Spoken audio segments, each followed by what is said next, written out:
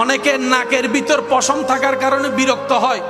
নাকের ডাক্তার বলে যে আল্লাহ বড় দয়া করছে, নাকের মধ্যে পশম দিছে। শুনি নাই ডাক্তার মশাই এই পশমেরও লাভ আছে? বলে যে আছে। কেমন?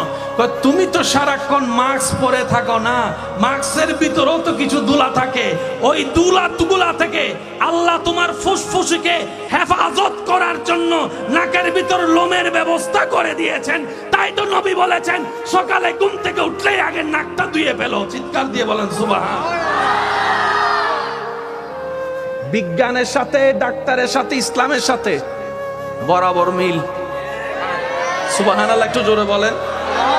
আচ্ছা বলেন, এখানে দুলা আছে না নাই? শেষ ভালো যার সব ভালো তার, জোরে জোরে আওয়াজ দেন। দুলা আছে না নাই? রাস্তায় দুলা থেকে বাঁচার জন্য আমরা কি দিই? কিন্তু রাস্তায় দুলা থেকে বাঁচার জন্য কি সবাই চশমা দেন?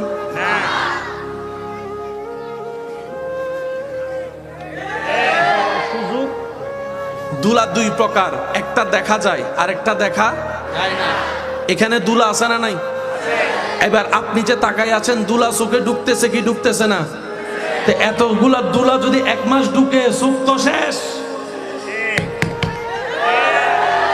চোখ এসো সিরিঙ্গা আওয়াজে হনবা চোখ।